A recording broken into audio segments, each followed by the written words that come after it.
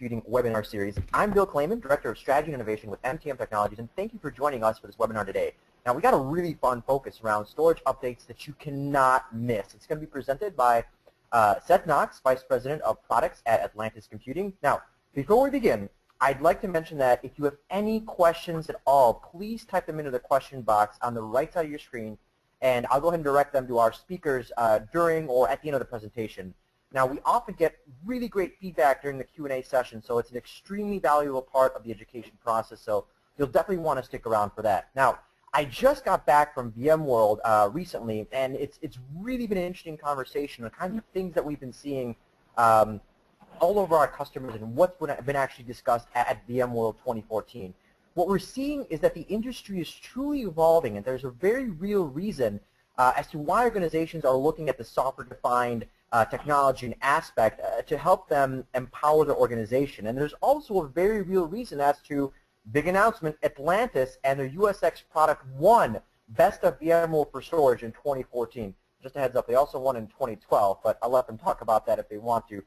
It's the ability to abstract storage and present everything into the logical layer to allow for all organizations of all sizes to adopt a new type of storage solution. So you're expanding into the cloud, creating powerful storage environments, and optimizing the overall data control mechanism that's just been made a lot easier. So imagine being able to position any type of storage solution, legacy or new, to a logical layer to deliver powerful APIs, automation tools, dedupe, app analysis, and even VVol and VAI support. This is the true engine for the next generation data center and the next generation storage solution. That's what we're going to talk about today. So with that, let's begin by briefly introducing our speakers for today. Seth Knox. Seth is the VP of Products for Atlantis Computing. Prior to Atlantis Computing, Seth held a leadership position in product management and marketing at several virtualization and security-related startup companies, including Ringcube, which was acquired by Citrix, TriCipher, acquired by VMware, Cygate, which was actually acquired by Symantec, and several other virtualization-focused consulting firms. Now, I've had the chance to work with Atlantis Computing for several years and seen this product evolve truly from an empowerment enablement technology to one that's going to span a multitude of cloud environments and different kinds of virtualization infrastructures. So with that in mind, let's begin to take a look at this existing infrastructure, what we're going to be talking about today, and really give you some updates around this software-defined, powerful storage layer that you absolutely cannot miss. So with that, Seth, welcome to the MTM Technologies and Atlantis Computing webinar series. Okay, Bill, thank you for the great introduction and hosting us. We're really excited to be working with MTM to get USX 2.0 into the hands of customers. You mentioned VMworld. Thank you again for presenting at our booth at VMworld. It was great to have some of the experts from MTM presenting there. As you mentioned, we did win the Best of VMworld for 2014 for the storage category. This is really significant. When we won in 2012, it was in the desktop virtualization category, so this is really great validation of the entire concept of software-defined storage as well as kind of Atlantis USX 2.0's implementation of that. So I want to talk about that today and then get into how customers can start using it to change their data centers from physical to software-defined data centers. So first let me start off with a little bit context around the problem of storage that we're trying to address here.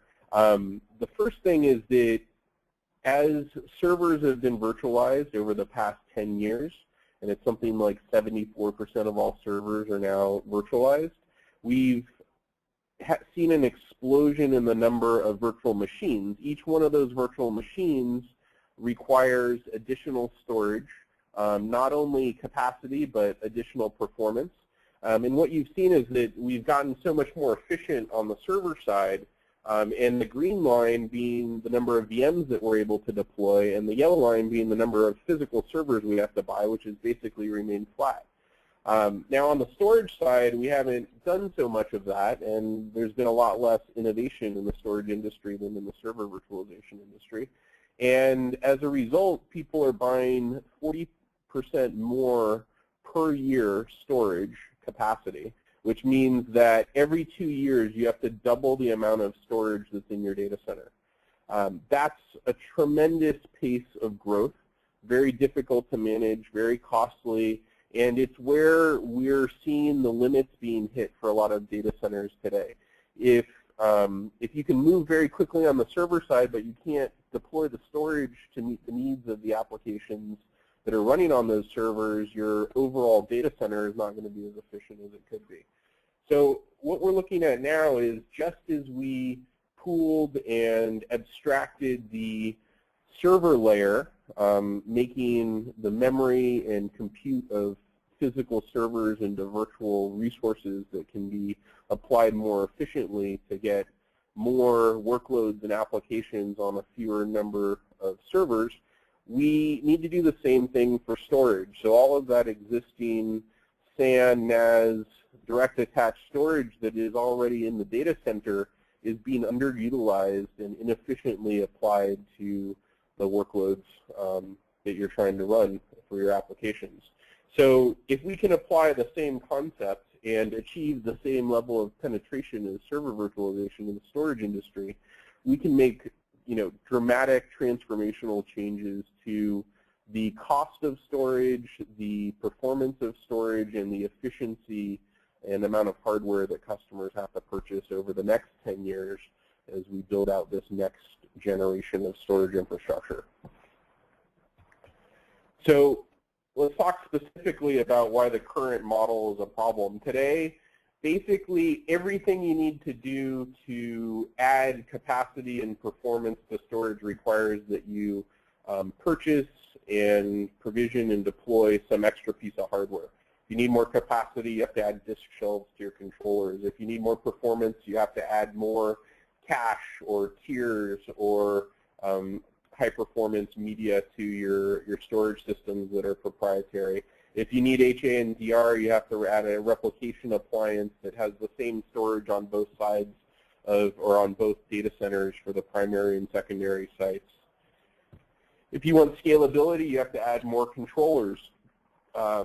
And each of those controllers is costly and, creates, scalability speed bumps there where you run out of capacity for a controller, you run out of IOPS, you run out of controller utilization, and then you have to add, another, rack with disk shelves and more controllers, and it scales very inefficiently. So what we're talking about here is really overthrowing the old school way of doing storage and looking at storage as what it really is, which is software. All of the intelligence that's in those controllers and in storage arrays is actually software. And if you look at it as such, it opens up completely new possibilities and efficiencies that you can drive in the data center. So if you want to add capacity with software, you can add virtual capacity. If you want to add performance, you can dial up performance by pulling in another resource that is not, requiring you to add specific hardware. If you want to add HA and DR, you can do replication and not have to have an appliance or symmetrical storage even at both data centers. You can have commodity DAS on one side and a tier 1 SAN on the other, and everything will work because you've abstracted that away. And then if you want scalability, you just add more components from either DAS or SAN, and you create virtual controllers that are deployed as a function of your virtualization stack. This is a much easier way, much more agile way of doing business, much faster to provision application, much more efficient in terms of cost, and it's just it's a better way to structure a data center. And we're all moving in this direction, not only Atlantis, but the entire industry. So now I think, as we talk about these large goals and objectives of moving to a completely software-defined data center, we have to be pragmatic about what are the phases that we're going to go through and how can we bite off individual chunks of value that we can realize through software-defined storage and software-defined data center concepts. So let's talk about some of the things you can do to start with and how the progression might work. So the first one that I see is really storage, what we call storage consolidation. Much like VMware did server consolidation, you can take the existing servers that you have or new servers that, the existing storage that you have or new storage that you're buying and get more out of it. And this has a direct impact on the cost of storage, both from a CapEx and OpEx perspective. And we'll talk a little bit about what that actually looks like. But essentially, you can get 5 to 10 times more out of your existing SAN and NAS without buying a single new piece of hardware, which will dramatically lower your cost just by implementing software to use that more efficiently.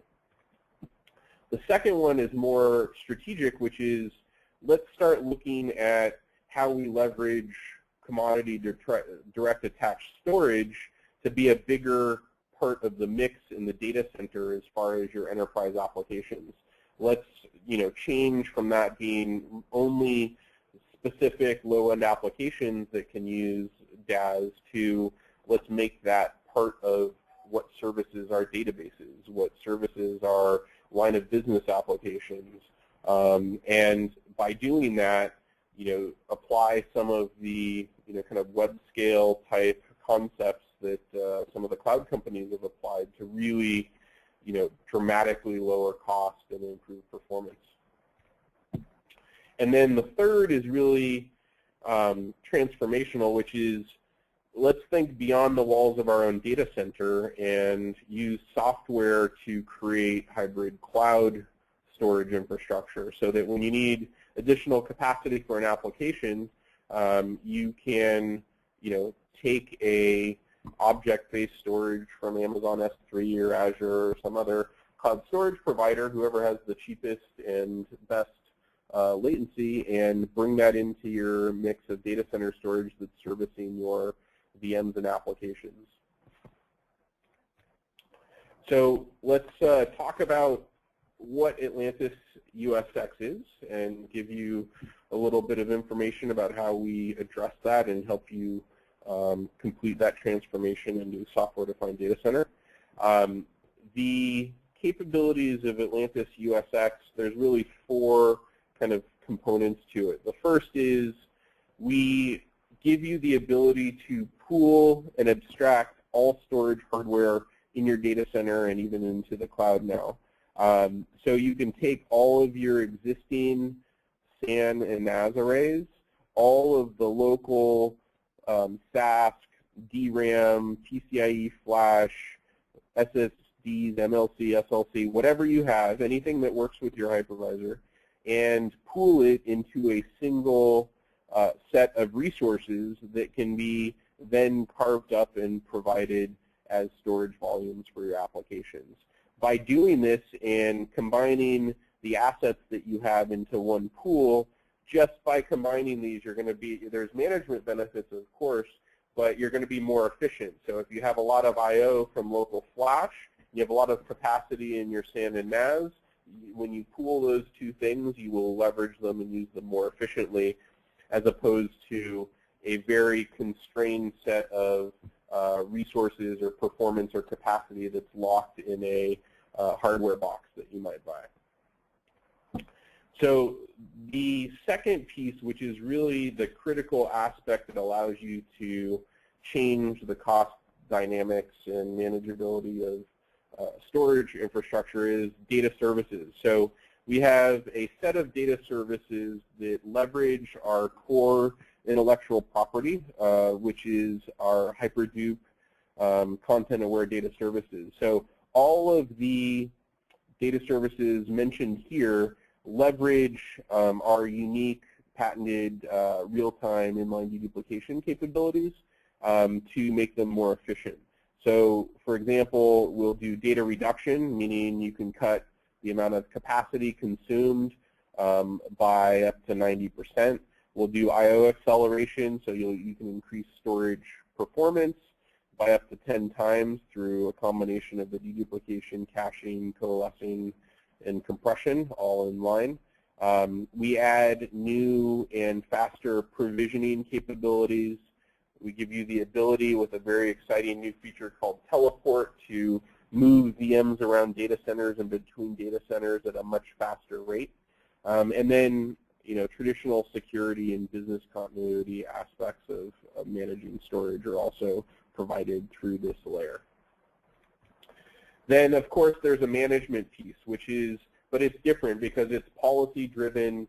It's based on what your applications need and not what your storage hardware provides. So when you create a storage volume, you don't think about what the hardware is under it. You think about what your application needs. So if I need 100 terabytes with 1 million IOPS and the ability for 10 of my hosts to fail within that cluster, you define that in a policy, and it creates it for you based on from the pool of underlying resource. Now, another critical layer and one of the fundamental precepts of the software-defined data center is the whole automation layer. So here what we do is we expose all of the capabilities of the platform through REST APIs, which we then work with third parties or even customers who want to do custom integration to integrate it with their orchestration system. So you can do things like self-provision an entire application stack and a virtual storage volume that is part of that stack can be provisioned through our REST APIs. And we've built our entire management system on top of the same APIs. So it's not a limited set of functionality. It's the full capabilities of the platform exposed through documented APIs. Okay, so what can you do with this? I really break it down into kind of a quadrant of 4 scenarios and 2 kind of main use cases. One is what we call storage consolidation. So if you're running out of storage capacity today and you're considering buying a new storage array, as an alternative to that, you could implement software like Atlantis USX and reclaim 90% of that storage so that you can make it last longer and avoid additional storage costs. That can extend the life of your storage infrastructure up to 5 years without doing anything other than implementing some software. It can give you the ability to turn existing direct attached storage, no matter what manufacturer, size, speed, into enterprise class storage that's available to Tier 1 applications.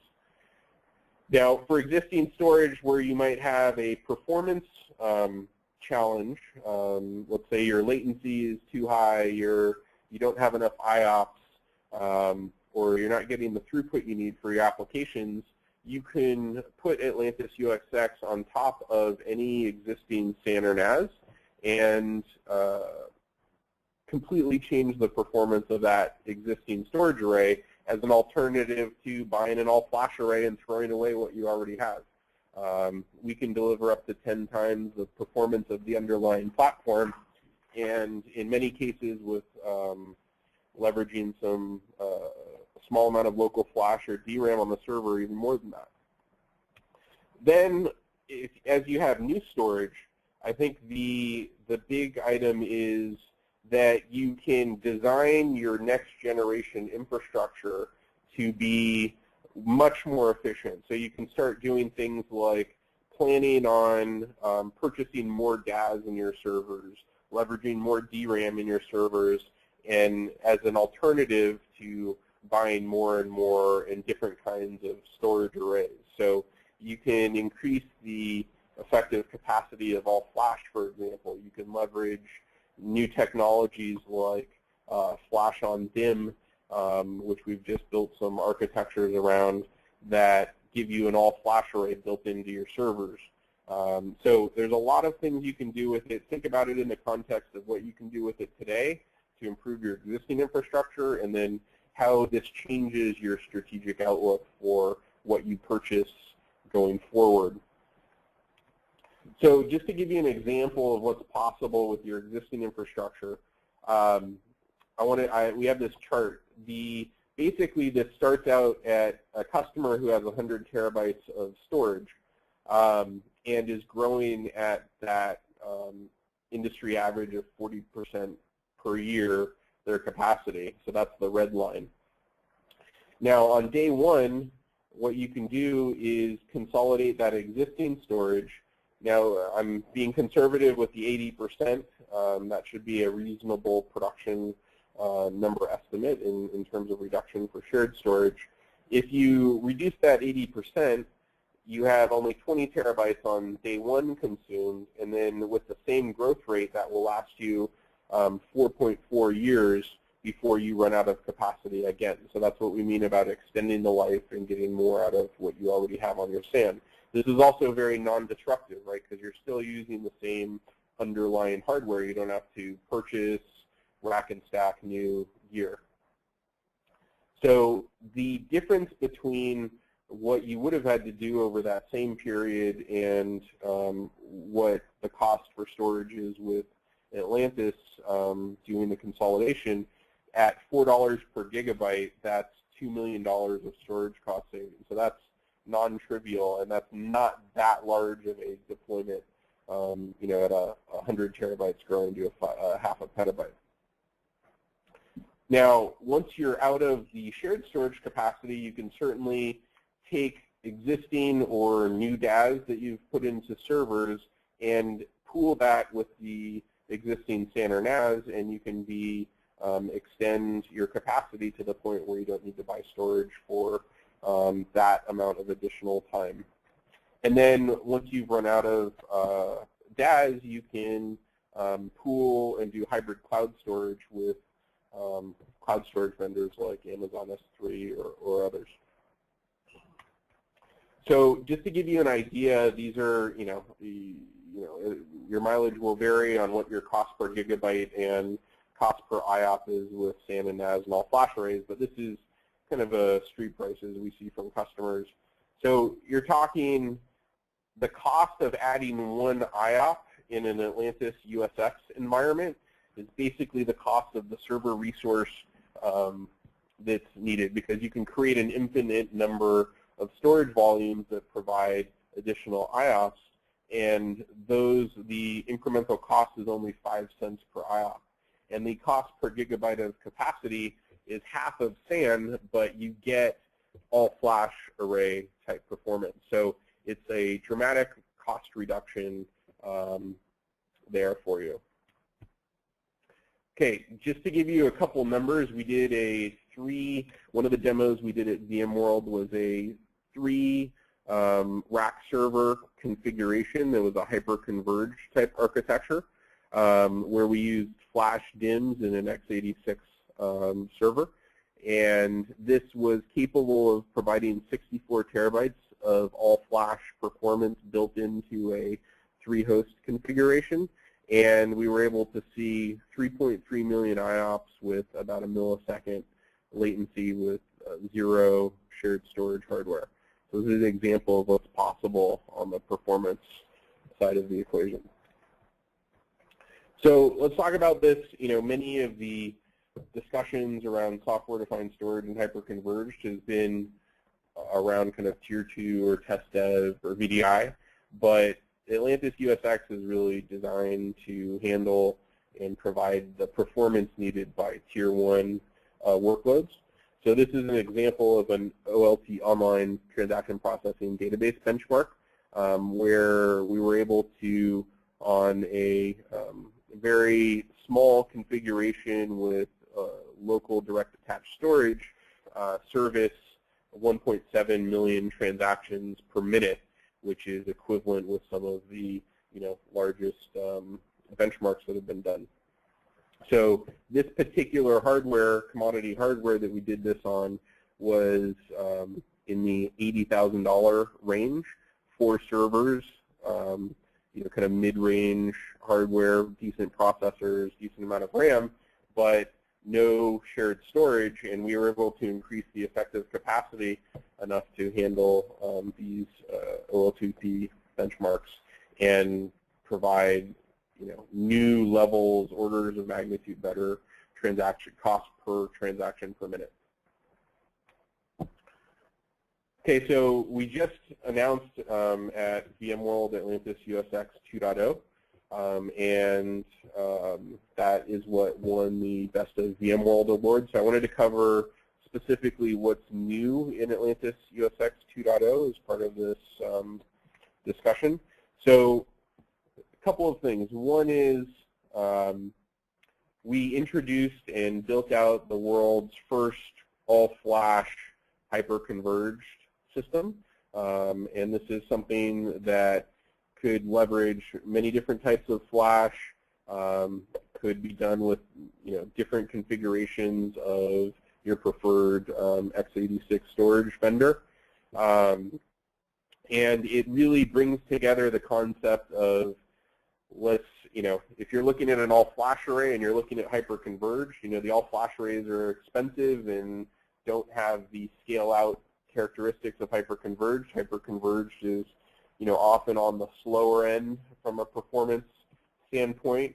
This is really kind of the best of both worlds, where you're getting all-flash array built into a hyper-converged type architecture. We added a data service called Teleport. This is really key for mobility, and I have a slide on it, so I'll explain how that works. One really strategic part of software-defined data center is that VMware, as part of vSphere 6, will be introducing vVol.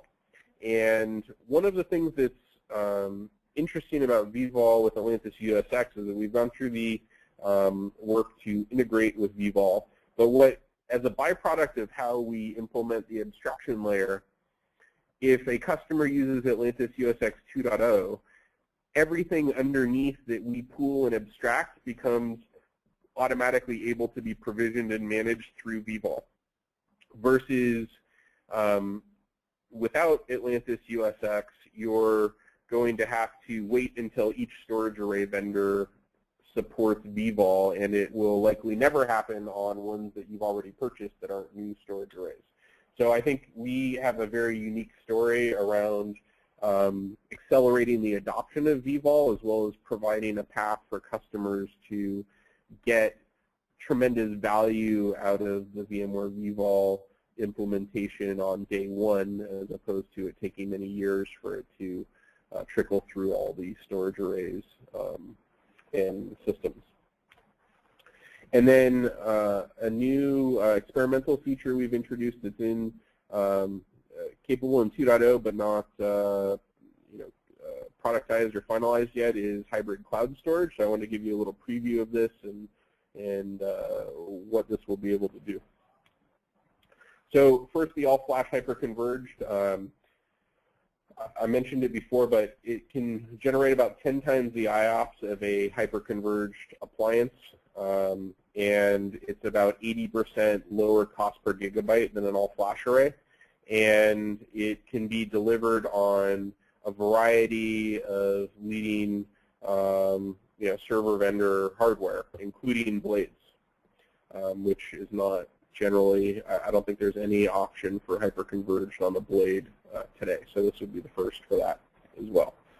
These are some example specifications. So you can, minimum of 3 servers with an unlimited number that can be added to scale out, blade or rack, a variety of different DIMMs, flash, DRAM can be leveraged as well through the platform.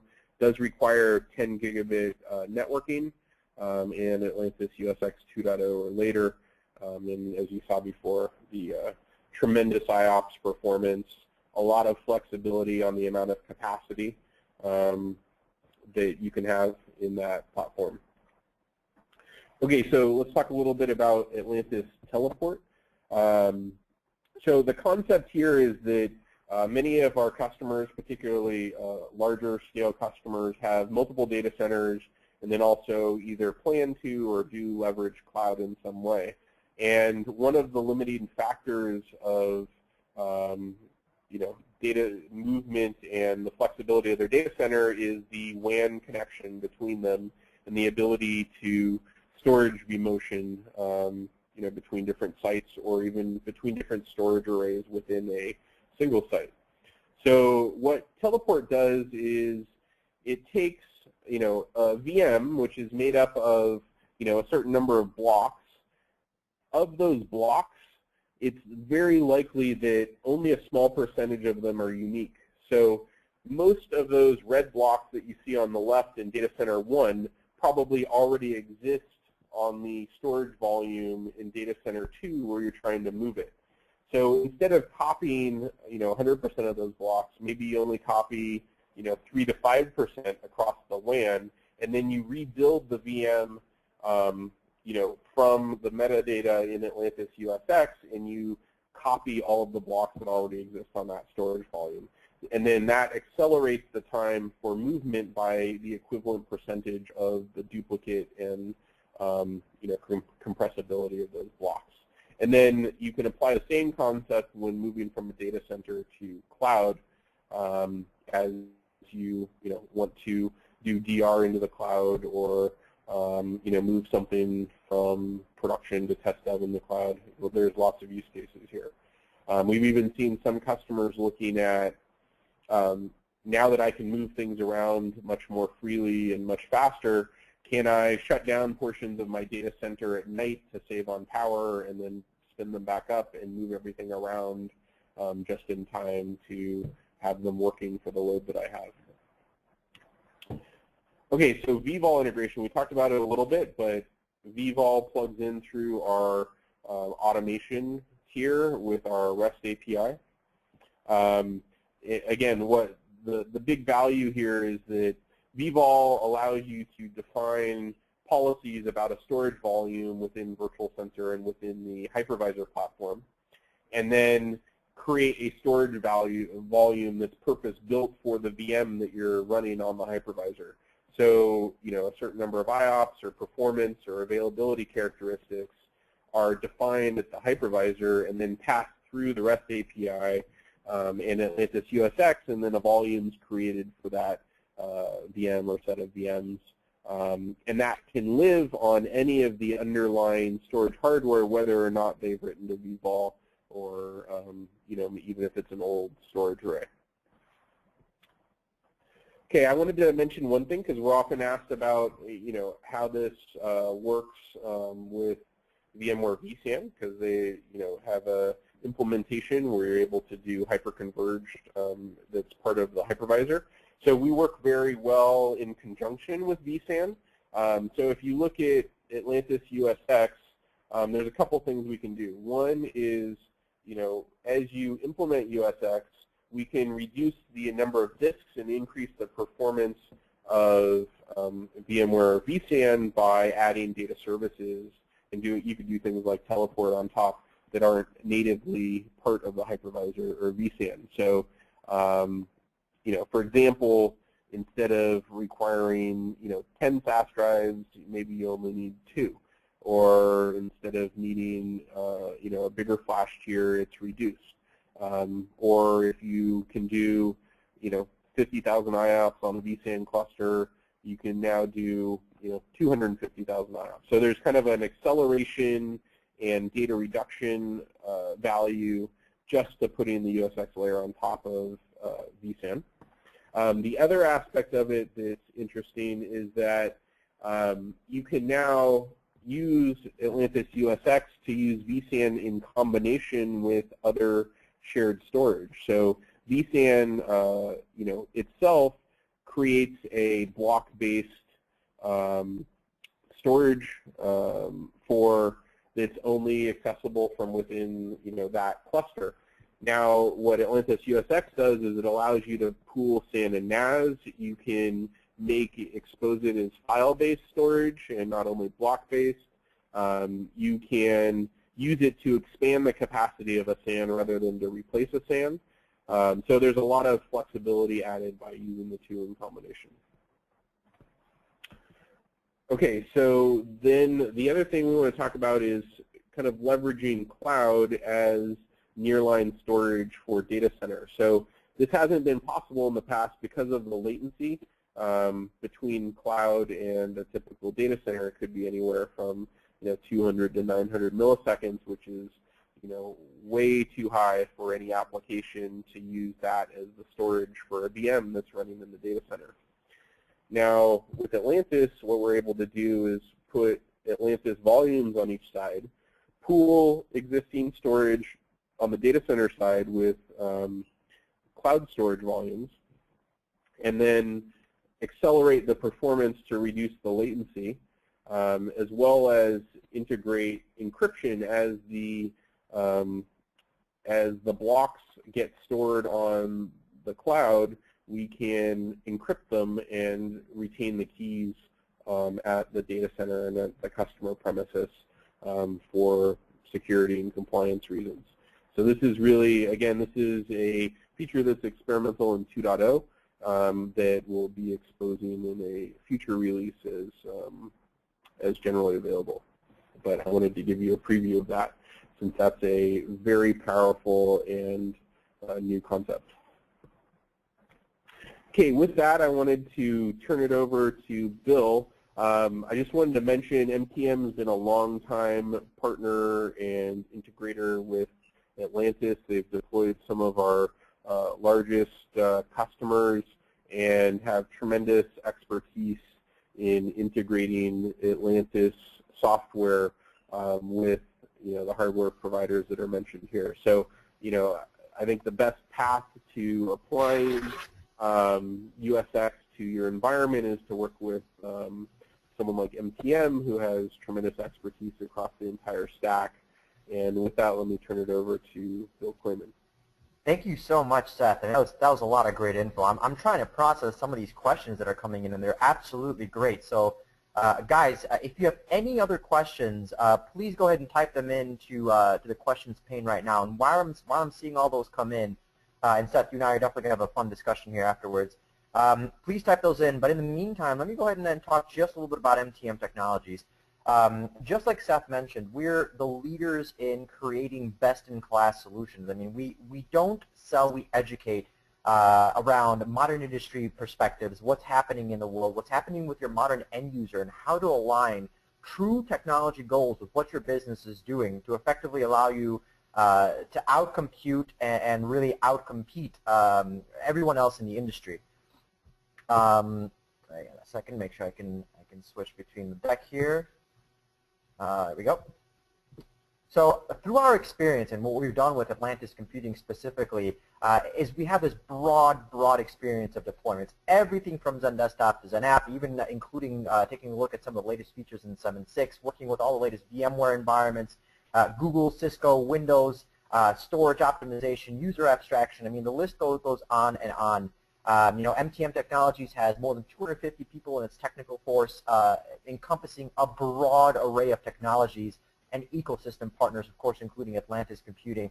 And what we're able to do is create this strategic solution nationally with the utilization of our managed services, people, network operations folks, our architects, and our very talented engineers and account management staff to create a really, truly powerful solution. So when we talk about strategic offerings and what MTM actually does, it's desktop, data center, cloud, and of course managed services. You can see I got a little bit of parentheses there around desktop just because we're seeing the modern desktop go away as we know it, and that's being redefined. But what we do is desktop management, mobility management, application solutions, really helping you design a powerful data center infrastructure and understand how cloud technologies can impact your business both from a private, public, and a hybrid perspective. And of course, our managed services teams. I'm so proud of these guys. Again, 24/7 NOC. We have some of the world's largest organizations using our managed services to allow their engineers and their administrators to be proactive in their infrastructure instead of putting out fires, allowing their data center to be enabled and do great things for the future. We do issue remediation, image patching, all sorts of different technologies that we're able to deploy within your data center and really create that powerful type of architecture through a managed services offering. And of course, with an authorized learning center across the country for Citrix Technologies, as well as other ones as well. If you need any sort of education or training, that's what we're there for. Now, while I was at VMworld, one of the things that we had discussed was one of the biggest reasons we drew such big crowds to the booth and during our conversations was this technology around Atlantis USX. One of the most powerful and compelling pieces that we found to resonate amongst the audience and you, our customers, is the ability to try this stuff out. Now, MTM Technologies already has a great PLC program with Meraki, with Zen Mobile, with Citrix, and even the Google Chromebook POC. That's a really cool one as well. You can check out all of those on mtm.com, but we've got a new one, and that's the Atlantis USX 2.0 proof of concept. You basically reach out to us at MTM Technologies. We have a one-page document that we can give to you, show you everything that we're going to deploy, the cost behind that, all of the scope of services around it, but basically we're giving you everything that we talked about, this powerful abstraction layer around storage and computing, directly down to you to test out, to try it out, deploy it on your VMware hypervisor, present a little bit of storage on it, put a VM, put a virtual desktop, put anything you want on it just to try out how powerful this is and what you can do with it. There's really minimal impact on your infrastructure as it is as far as the resources you have to present. This is the absolute best way to create your engine for this next generation software-defined data center model, is just to try it out. I can't stress this enough, guys. It's a virtual machine, gets importing infrastructure, and something you can try out right now. So with that in mind, we've got a few questions that are coming in already. Seth, I'm going to pull up the first one here. Bear with me for just a second. Where's my questions pane? Here we go. Okay, from the first questions that just came in, when we talk about reclaiming space and talking about specifically things like deduplication, does this take into account vendor-specific techniques for dedupe, or does this assume that no deduplication is actually in place? So Seth, I think the question is asking, if you have an existing storage infrastructure doing some of these optimizations, and then you insert an Atlantis USX environment on top of it, who controls some of that intelligence? Can you still have the SAN environment or your storage environment control it? Can you disable that? Or if you have a legacy storage environment, can you now allow the Atlantis USX virtual machine to basically be your logical storage controller and take over some of those functionalities? Okay. Yeah, very good question. Let me give you kind of a general answer for all the data services, and then let's talk specifically about the data reduction and deduplication. So the high-level answer is that we are providing an abstraction layer, which means that if you put Atlantis on top of any storage array, it doesn't break what the storage array is doing. So if you have tiering or thin provisioning or deduplication, whatever that storage array may be doing, it doesn't break that. However, what it does do is it inserts a much more efficient layer. So if there's overlap with the data services, it's going to be much more efficient to apply that data services at the Atlantis USX layer, which happens inline real-time before it hits the storage array, and leverages a small amount of CPU processing power and RAM to perform those functions, as opposed to consuming storage controller utilization and doing it on the back end or post-process.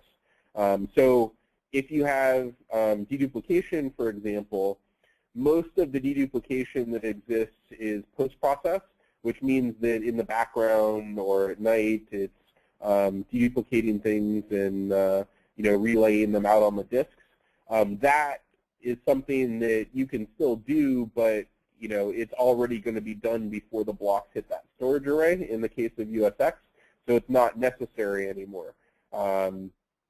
If you take, for example, tiering, that's another one where you might have a faster tier. You can still tier in front of it, but you've effectively accelerated the I/O already at the host level, and it may not be necessary to have the same level of tiering as you previously had. But having said that, it's not going to break any of those things when you put Atlantis USX on it.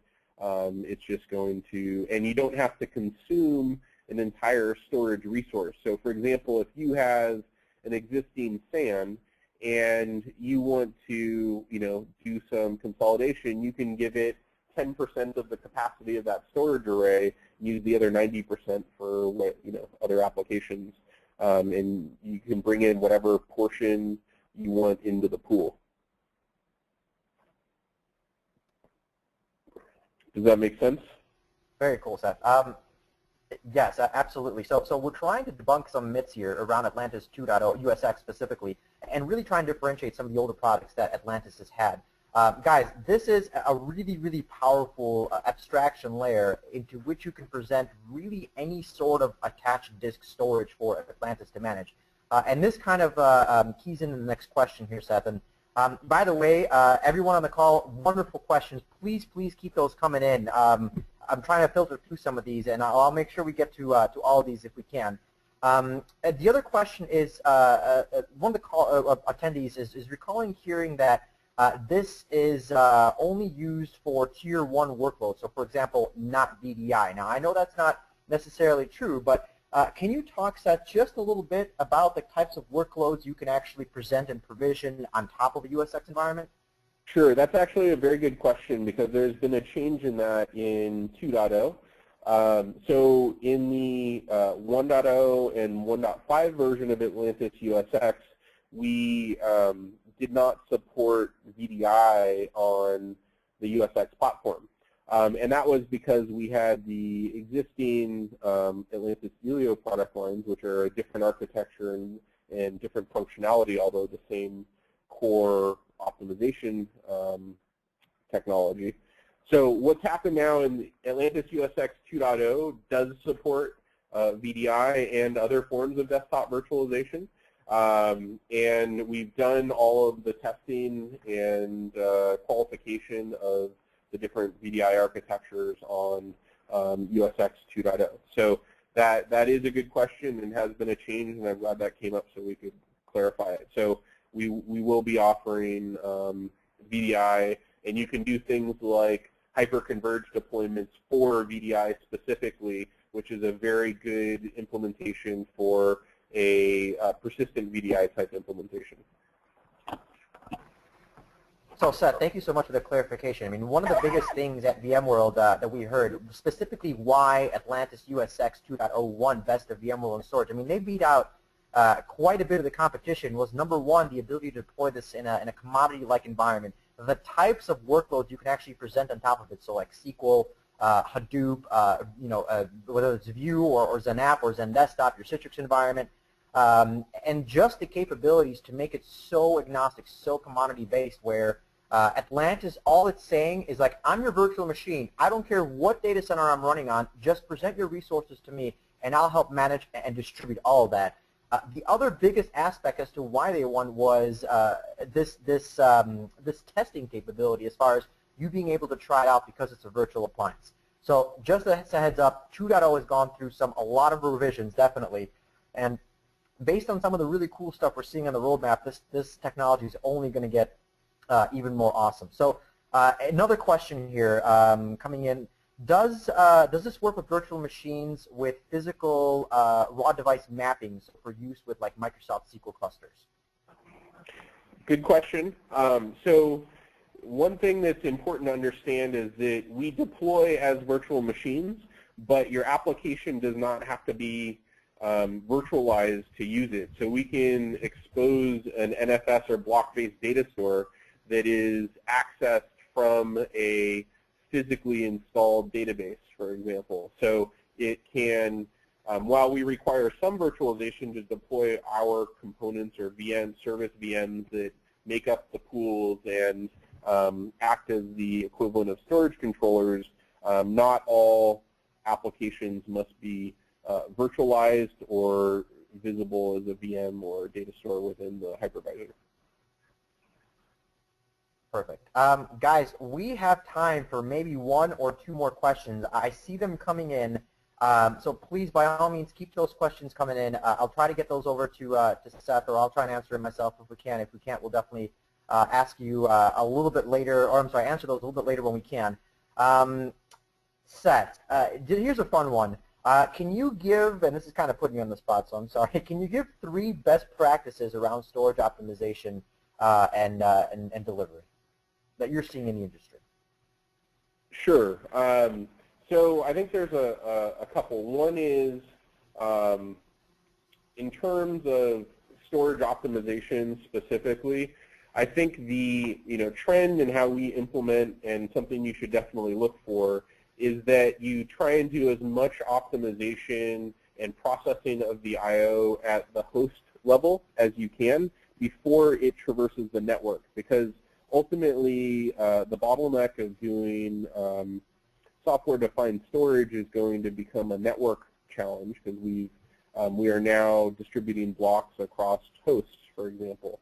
So if you can do inline deduplication and optimization, caching, coalescing, compression, before it leaves the host on which the application is running, you dramatically reduce the amount of network traffic and the point at which you're going to hit a network bottleneck. So that's kind of one key one, and is a fundamental tenet of how we've implemented USX, and it's fairly unique amongst the implementations today. Some other ones that I would talk about is look across your entire data center and take into account the applications that you have, the underlying storage that already exists. I mean, we've talked with customers that have, for example, SSDs is direct attached storage that are very underutilized. And you can look and find and do an assessment where you can find totally untapped resources in your data center and use those before you start going out and buying new hardware, because you'll get a lot more value and recognition within the organization if you can do more with less hardware and be more efficient with it. So, look for underutilized direct attached storage. Try and leverage the SAN and NAS that you already have. Try and solve performance problems by applying some of these software and storage optimization techniques before you just have an answer of, oh, let's go buy another all-flash array, or let's go completely rip out our whole infrastructure and replace it with a hyper-converged appliance. Be a little more intelligent about it. Look at how you can leverage software to solve your problems as opposed to writing another big check for more boxes. Perfect.